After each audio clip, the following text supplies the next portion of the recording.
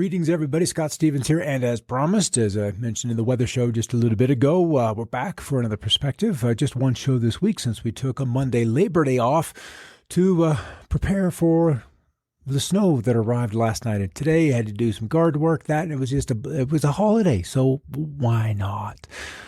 We've got a lot of preparing to do, and that was part of why, for the first time in a few years in this house, it was time to grow a garden. It was time to secure a little bit of that food supply, get a stash of seeds, just do a little preparing. And if one thing COVID has taught us, those vulnerabilities have been shown. They have been laid clear, across the planet where our weaknesses are. And here we are, approaching the middle of September, COVID breaking into the news at some point during January. It was a little bit behind the scene in December, but certainly by January it came across my news feeds. And I don't hit that many sources, but enough of them, and they tend to be the ones that are banned on Twitter because they're telling us something that we're not quite supposed to know just yet. So I'm kind of all about visiting those sites that tend to be banned for whatever reason, because then you're coming across some information that is forbidden to know at this point in time. Hey, Vicky, good to see you over there as we prepare for this October. So that's kind of what I'm going to talk about. And we'll get into a little bit beyond that and more so just what we kind of have coming. And there are so many sources of information out there. There are so many, from the neighbor, from your family, from the newspaper, from the media. And we even know the media, we would like to think that they're divided, that they're giving us two sides to a story, that we have a left media and a right media. But when you really look at it, that doesn't exist, at least in the mainstream part of it, the MSM media. They're all kind of owned by those six companies, and those six companies hold very, very tightly to that possession. And the most valuable possession is your mind. It's your thought processes. It's how you view the world. If you view the world through a lens that is different from the one that they've put in front of you, then you become a threat, a liability, someone of interest, a potential problem. And this is kind of where, we've all probably been at some point in our lives is one of those problems. All right, let's start with this. And we're just going to call this preparing for October. Yeah, Vic, right. Your mind is your most important thing you can travel with. You take it everywhere. You take it with you. It's not on a mobile drive, but you take your mind and your thought processes with you. And through that is what you view the world, is how you view the world. You view it through your experiences. You view it through your prejudices. Straight up, we've all got prejudices, and we view it through that, and then we come to judgments one way or another. And this is, frankly, what's a little concerning for me, is we've had the media inject prejudices, widespread prejudices against people for color, for points of view, for religions, for activities, for political parties, for beliefs. And the media has become the religion through which the prejudices are now formed. And that is a very, very powerful position and place to be in. And that kind of scares me just a little bit. I've got a sneeze. It's on the verge of happening, just because it's fall. All right, so preparing for October. All right, so for evil to exert itself, it must first make itself known. For evil to exert itself, it must make itself known. Think about that. It's, even if we wanted to personalize it and say none of us have evil inside of us, we have thoughts that would maybe do harm to another. Sometimes those thoughts are just there to do harm to oneself. We tear ourselves down. We tear another person down. We like or dislike something just because part of that subconscious has been given that impression by the news, by your neighbor, by your spouse, by your kids. They say something to you, and all of a sudden it has completely colored what was otherwise a neutral observation of an event, of a person, or of a theory or concept. So for evil to exert itself, it must make itself known. And you would think at this day and age, with movies and games like Resident Evil, or even a television series that's on the air right now simply called Evil, or one called Lucifer. There's a lot of evil out there. And there's got to be a counterbalance on that. There's got to be a lot of good out there as well. So what is evil? Evil in a general sense, this, of course, according to Wikipedia, because they would be an accepted authority, is the opposite of or absence of good. It can be an extremely broad concept, although the everyday usage is often used more narrowly to talk about the profound wickedness. It is generally seen as making multiple possible forms, such as a form of a personal moral evil commonly associated with the word, or impersonal natural evil, as in the case of natural disasters or illnesses. Interesting. In religious thought, and this is where most people fall in, it's a form of demonic or supernatural or even an eternal power. Evil, come on, don't give away my secrets here. Evil can denote profound immorality. Now, this is kind of where I'm resonating with it, but typically not without some basis and understanding of the human condition, where strife and suffering are the true roots of evil, potentially because those conditions in weaker people, if you will, in younger souls, if you will, they tend to lash out. They tend to, in those kind of stressful conditions, act out. They need to create or cause harm to another to sustain themselves. It's just the survival of the species. You could look at it through that lens. In certain religious contexts, evil has been described as a supernatural force. Elements that are commonly associated with personal forms of evil include unbalanced behavior, including anger, revenge, hatred, psychological trauma. We may be visiting that one once again. Selfishness, ignorance, destruction, and neglect. Evil sometimes perceived as the dualistic, antagonistic, binary opposite to good, and that just truly makes sense. That is a very simple, a very broad definition in which good should prevail and evil should be defeated. So that if we're dealing with duality, can one even exist without the other? So then I thought, okay, what is good? You go looking at definitions of good versus evil, and about the only term that really made sense to me was that of dharma. And it's a complex word. It's certainly not one.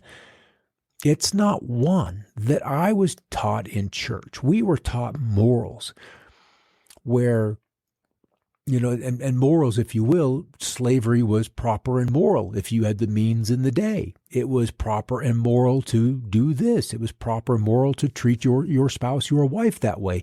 It was proper and moral, fill in the blank. There was a place in time where almost everything that today we would consider irrational, immoral, that action in time was essentially moral. So dharma is a concept of central importance through Indian philosophy and religion. It has multiple meanings in Hinduism, Buddhism, Sikhism, and Jainism. It's difficult to provide a single concise definition for dharma, as the word has a long and varied history and straddles a complex settings of meanings and interpretations. And that's beautiful, because it can then be applicable to so many situations. And life is not black or white. Life is gray. You've got birth and you've got death, and pretty much everything in between that is some form of gray. So the root of the word dharma is dari, which means to support, hold, or bear. And it is the thing that regulates the course of change by not participating in change, and that principle which remains constant. So you could kind of look at it as a truth. Something that is true, regardless of the scenario that you find or it finds itself within. The truth could then be a directional finder. It could be an arrow which finds its true mark. And that's essentially, a truth is always true. So that's kind of where we wanted to begin this, that we've got to establish that, yes, there is an evil. And in my eyes, when I look at media, that is the side that is so often presented us: questionable motives, selfish motives, lustful motives, revengeful motives. Those kind of things are what we are saturated with from Hollywood. It is in our music, it is in sports, it is in education, it is in religion. All of these things are saturating us with this other side of the coin. So back on June 20th, I did a show called Titled Accountability, because, well, that's really what I see lacking in the world, but I also thought it would be useful to be able to refer back to. And right now, largely all businesses, governments, NGOs operate by being one step away from accountability. And this separation provides deniability or the cover to operate questionably or purposefully inside the gray zone. The gray zone, where you're not guilty, but you're also not entirely correct. You can get away with it. And as children, we learned that gray zone, how to deal with either school or parents or friends. We were constantly finding that zone with which we were to operate. It's interesting that thanks to the CIA, and it's kind of a recent invention, we now have a term for this gray zone in which we can operate. So, and this comes from Richard Nixon, the most important thing is that we maintain plausible deniability. That's your gray zone. You didn't do it, but you knew about it. And I thought this one was just way too good to pass up. You had me at, well, make it look like an accident. So we're talking politics. We're talking business. We're talking operations of NGOs. If we're bringing slaves from Africa and bringing them as immigrants into Europe, and then leaving them on the doorsteps of nation after nation after nation. And what can happen but unloading some kind of turmoil on top of civilizations? And there's this push to open the borders, and there's also a push to keep borders closed. But what historically did we open borders to? We opened borders as an opportunity for both sides. Those receiving the immigrants were going to benefit from their skills, their talents, their imagination, their potential. And today, NGOs are seeing that immigration as an opportunity to destabilize rather than to encourage and to create. So we flipped from good to bad. We've gone from good immigration to destructive immigration, unsafe immigration, where then we have to babysit and then endure the taunts and the crimes thereof. And it isn't always that way with immigrants, but there is a history now that has been well established in Europe. So back to plausible deniability. This was introduced into the English language in 1975 when the Frank Church Committee, an Idaho senator, conducted an investigation into the intelligence agencies. It described the situation where the president was not informed of actions such as to assassinate Fidel Castro, but in the view of the Church Committee, it was clearly in favor of the action. By not being informed, the president could state that he had no knowledge of the action, so he had plausible denial. Plausible deniability has been honed in government and in private enterprise and into an art form. We all do it at home with the kids, at work, with our mates, in our clubs, and sometimes, sadly, with ourselves. The problem for me is that plausible deniability is a phrase that equates to a lack of accountability. There are, however, telltale techniques that when we and others wittingly or unwittingly use, create at the basis of fallacious arguments that should let us know that we are being offered or are offering to us is simply not the whole truth. The technique that I've heard most often used as of late is the technique of offering a plausible argument whilst setting up a defensive shield to deny any request to justify the original position embodied in a query.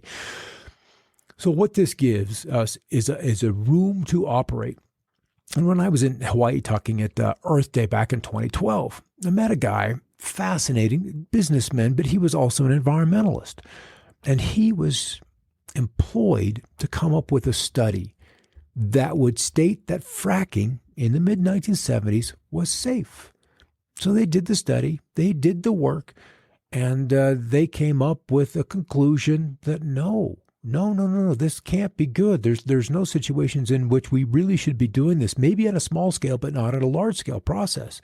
Well, they had done the study. The contract was for not a lot of money. It was either $160,000 or $360,000. I don't recall which, but not a lot of money. But they would not pay the researchers until they came up with the conclusion which was desired by the funding agency. And I'm seeing that with the climate agency as well. So we've got a lot of science that is working within that gray area. They're coming up with conclusions, but yet have deniability. They're working that gray area very well. So as we're preparing for October, which is but 21 days away, if you can't win at the ballot box, we take power by revolution. And we're back to the plausible deniability agency, which has participated in, funded, and engineered upwards of 60 plus revolutions, overthrowing democracies time after time after time, even monarchies out the door. If you're not part of the agenda or on board with us, then that's not necessarily something that we're interested in continuing with you.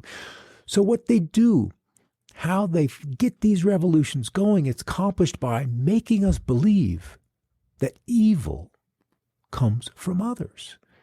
And that way you can rile a population one against the other. It's the same people, the same genetics, the same heritage, the same flag, often even the same religions. But yet they can turn one side to another from this one sentence by making them believe that evil comes from another. And when you're saturated with the media and listening to that over and over and over again, you begin to believe it because you're not told any other sides. And I hit this last week. It's just a quick rundown of some of the things that probably will happen in October. And these are going to end up stressing us as the economy takes a hit, as the stock markets, and there's been so much money made in there, so much money. And then all of a sudden it's gone because it's not a real asset. So ultimately, we'll be dealing with the currency issues, and we're going to be, and this is what concerns me, is this last paragraph. The people that have been conditioned by the media and each other for some kind of violent protest, some kind of potential army in what literally and by definition would be nothing but an insurrection. So that's what I'm concerned about. So even when we have the election in November, nobody who agrees with it will be safe. And if Trump wins, undoubtedly there'll be attempts on his life. I mean, Reagan wasn't elected for too many weeks before he was, shot at, and Kennedy got through 3 years. So those people that are not part of the cabal, that are not part of the elite, that aren't towing the line or haven't been initiated into their club, to their group, to their belief system, they don't want them in power. They simply don't want them in power. So you could read these, but deflation in U.S. assets, and winter comes. So the question is, what do we do now? As we approach elections, probably each and every one of us have potentially lost friends and family that we don't talk to at the frequency that we used to simply because of politics, because of this. So I think the powers that be will soften the beachhead prior to and always during an assault. And that's the job of the media. That's the job of the protesters. That's the job. They'll take a legitimate social issue and twist it just a little bit so it isn't entirely true. It isn't entirely truthful. And then in reality contains no dharma, because there are other rules with dharmic operations, dharmic activities, and dharmic actions. And none of that exists in this. So COVID obviously pulled the carpet from underneath the global economy.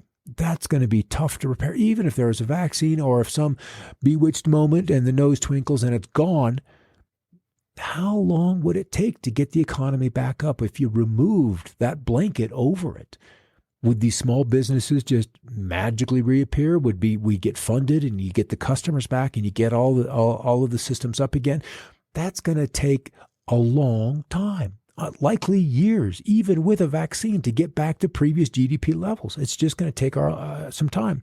Lockdowns tested our willingness to comply. It's that simple. They tested our willingness to comply. The broken economy weakened our ability to adapt to the new situation, as without employment, without our businesses, and continuing expenses that didn't just disappear because we couldn't go to work, we became cash poor. And then comes the magic pill, the vaccine. And then testing also our willingness to accept a resolution to the crisis, whether it's a true resolution or not.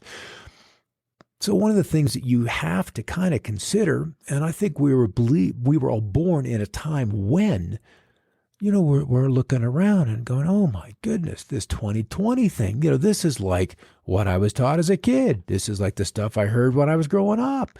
It's like end time prophecies. What is going on? So what is prophecy? Growing up Mormon, it was the Bible, and that the leader of the church was a prophet, whether his prophecies were true or not. And And I never heard one that wasn't in hindsight just catching up with the times. So I certainly can't say, and I don't mean to demean or color anybody, and that's kind of exactly what it is, though, that was true prophecy. There wasn't true prophecy. So guidance comes in many forms. Some ancient wisdom, and that would be biblical scripture or even old texts discussing what may have happened before. And since all life is a cycle, maybe what happened before would be applicable once again. You've got to question that. Other sources are old religious sources, those texts and scriptures, while newer sources, the ones that are more, I don't want to say relevant, but relevant to what is happening today. And then there's even time travelers that pop in now and again because they have been somewhere and seen. And if the technology is proven, then these examples would exist. So the newer sources are always going to be more plentiful because they're fresh. Even our own dreams and inner experiences are, in my eyes, the most valuable forms of individual prophecy, where you yourself getting some kind of a message to assist you through what obviously is coming ahead. So the greater, the more impactful the event, the more people will be briefed in, if you will, in the events and then how to respond. So if we are end times, then that means every single one of us on this planet would be impacted in some degree. And we all know and all are psychic to some degree. Each and every one of us, we have those internal, subconscious, superconscious, and soul conscious aspects to us. Not one of us is without those. So those apparatuses are always operating. But if we're angry, if we're afraid, if we don't have time to be still, then you'll never hear their messages. And then the only thing they can do is try to get in there at night and maybe pass something on to you. So little by little, we got to pull back from what's happening out there. Pull back from the programming so you have a little time to listen. So we must be open to receiving information, alerts, warnings, guidance, reassurances, wisdom, and directions from this guidance. It is given more clearly and frequently when you've demonstrated the ability to follow through, because you've then honored the guidance given. It's like your mom or your dad. You honor the chores that they've asked you to do, and you don't get punished for doing what you've been asked to do. So let's go to an October surprise. In American political jargon, an October surprise is a news event deliberately created or timed, or sometimes occurring spontaneously, a naturally occurring event to influence the outcome of an election, particularly one for the U.S. presidency. Because the data for national elections as well as many state and local elections is in early November, events that take place in October have a greater potential to influence the ... In 2016, this was one of the larger ones. It was one of the larger ones. We had this email scandal going on for many, many, many months. I really should say years, because it had gone on since at least 2009. But more emails showed up, and of course there was the question of the investigation of the candidate running at the time. So while in 2020 it may well be the investigation into the 2016 campaign rigging that is the October surprise. So in opinion pieces and letters, they warn that William Barr, the current Attorney General, may be preparing to spring an October surprise. There's one big reason for that. Recent testimony from the Attorney General himself. Democrats are monitoring the status of investigation by prosecutor John Durham, who appears to be looking at intelligence gathering and other actions by the Obama administration in 2016. Barr tapped Durham to look into the origins of the Russia investigation. And when Mueller didn't turn out the way they thought, when impeachment didn't turn out the way they thought, then they've got to go to something else. So, hey, you're kidding, right? An October surprise from space? Hey, it's a possibility. This was actually an asteroid that has what is termed, in quotes, a non-zero chance of impacting Earth. And usually NASA's like, oh, it'll miss by 1 lunar distance or 10 lunar distances or 30 lunar distances. But this one, actually some of the models have it within 300 miles of Earth, literally skimming the top of the atmosphere. And at these speeds and 300 miles up, there's atmosphere up there. There are satellites up there. So we would be able to see it. The thing, though, is so small that we only observed it for 12 days when it swung by last time. And for every orbit we go around the sun, it goes around exactly 1/2. So that means every other year, these two objects, 2018 VP1, will nearly intersect. But the orbits have been so close, or the last encounters have been so close, that the last time we encountered it, we altered its orbit a little bit. So these non-zero opportunities for impact are something to be concerned about literally just before the election. Thought we'd throw it up there because I'm going to go back to prophecy. It has been seen that this impact will happen. Whether it happens or not, the revolution is still underway. The Purple Revolution is not about love. It's about intolerance and hate. We're back to evil here. It is a desire to destroy America, as many of the elites from both political parties, remember, they're a part of a cabal. They take an oath, a blood oath of allegiance to this group, to this power, to this agenda. They take an oath. They even have sworn an oath on the Bible for the Constitution. So in my eyes, there's a conflict. And which one will they honor? There are ex-soldiers called the Oath Keepers, and it'll be interesting to see where they arrive on this game, because ultimately I believe that they will organize and will. But nevertheless, this is a desire to destroy America, as many elites from both political parties have been doing for decades, to usher in the globalist one world government. And this was a paper released just within the week. Bipartisan Washington insiders reveal their plan for chaos if Trump wins the election. So a group of partisan neoconservative Republicans and establishment Democrats have been simulating multiple catastrophic scenarios for the 2020 election.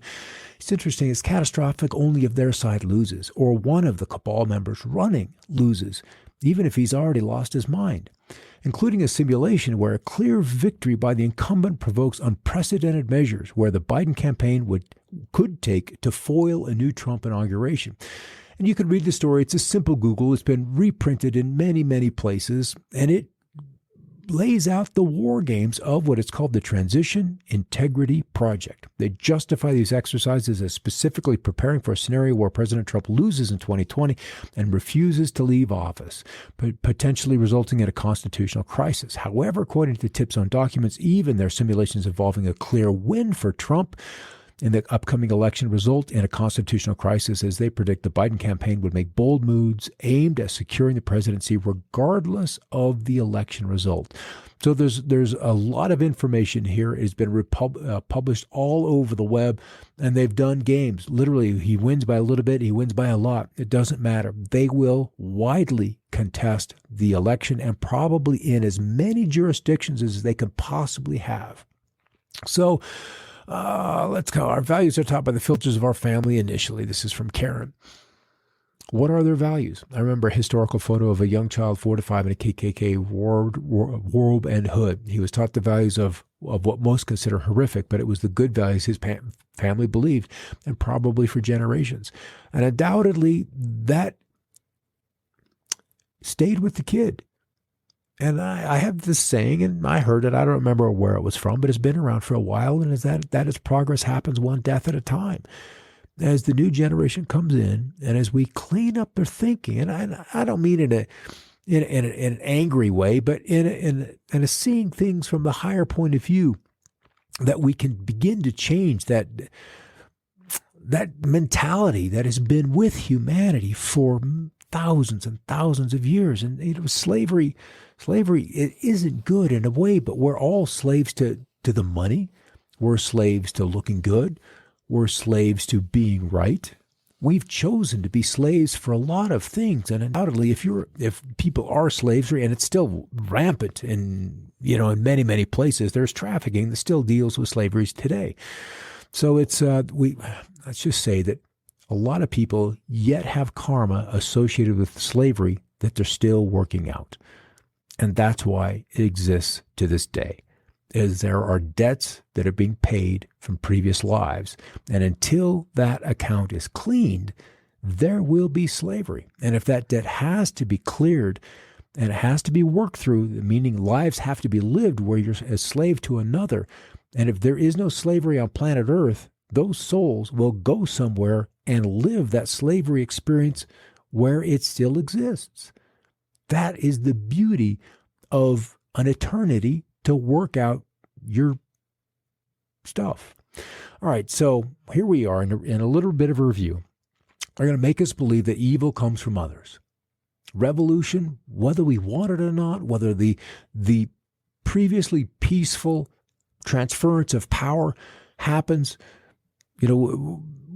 some kind of revolution will be under the way. There'll be a fork in the road, and each of us will choose, silently or vocally. Right now, there's the mantras that silence is violence. So there's a fork in the road that we will choose.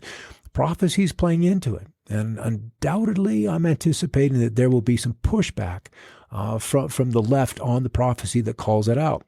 A choice or a series of choices to be made once you choose a side, and then recognizing the source of the forced choices upon us.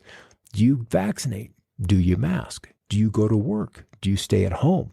Do you believe this? Do you not? And then you have to live with the decision. That's kind of the big one. You've got to then live with it. So your decisions impact others always.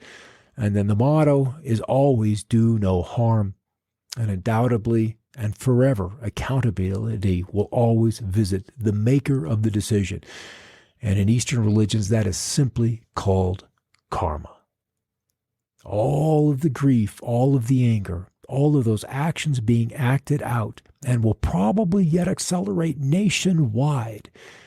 All of those actions carry costs. Whether you could walk away from a violent protest, harming, hitting, beating, breaking, all of that is a debt you will carry with you the absolute rest of your life and beyond. And there is a growing aspect of consciousness which believes that when you die, it ends. And that ain't so. That debt has to be accounted for. And that is the beauty of, well, I've got all eternity. Yes, you do. Yes, you do. To work it out. All right, George Takei. Each of us bears a responsibility to reject hate wherever it is from, wherever it is justified. A soul filled with hate can devastate a community. A nation filled with hate can devastate a people. And I have an uneasy feeling that we're getting close to crossing a boundary, a decision, a fork in the road where it will be very difficult to turn back from. That we've talked the talk and we've gotten people so whipped up and so hot that how do you turn it off so you can come back to a negotiating table, so you can bring some sanity into the discussion instead of just irrational reactions to whatever is the topic of the day, whatever is the movement of the moment. But it must start and end with each and every one of us. And that's where we are. We're at a point where we decide to stay with it or we back off and allow these elections and allow these processes and allow people to make their own decisions, and you have to live with it because your decision, especially the violent ones, impact others, and there ultimately is a cost to pay for each and every one of those. All right, I had an end card in there, but I don't see it there right now. So that's kind of what's happening in our world today. Exactly, Michelle, exactly. It's not easy, but the choices we make are easy. And once you make that decision, then a whole nother set of opportunities opens up for you. I'm going to go join a protest, and I know I'm putting myself at risk. I know I'm putting myself in physical danger, that it might be a mortal decision, a fatal decision to go participate in that. We don't know anymore. It used to be you could have peaceful protests, but that time seems to have passed. That now things are just so hot that we have to be really, really careful about what we choose to participate in. All right, guys, thanks for stopping in. Good to see you in there. Some on my page, good old Metadime, and we've got a couple other shows, several shows. The Coffee Break Show, I was on that with Vicky. I'll repost that on my profile page here because we had a great talk about weather, climate, a breaking down of the food system, the fires. I don't think we can yet comprehend how big they're going to get because they're going to run away from the firefighters. The Mother Nature is not going to be greatly beneficial in the short term. The winds could turn back up really quickly and turn back the other way. We've had strong east winds driving those fires west. And the cool thing is, though, if they turn around and come west winds, then they're pushed back on already burned territory. But there's more time for those yet, and it's early. It's early September. California fire season often peaks in October, November before the seasonal rains begin. All right, Tracy, thank you. Yeah, kind of a show. It did okay. I wasn't quite sure how I wanted to take this, but we're all in this. We're all in this. And the more sensitive you get, it hurts to see what happens to people. It hurts to see the random person come up with a skateboard to whack somebody on the head. It hurts. It hurts because you can empathize with the fellow human beings. But so many of us are stuck and being driven back into our animal natures. And that is a very, very dangerous place, is to treat each other as no more than animals when we are truly human beings, and sons of God. All right, guys, thanks so much. And I'll catch you on Monday with another perspective. And then yet again, 2 more weather shows coming up tomorrow at 5 o'clock Mountain. Have a great night. In the meantime, keep looking up.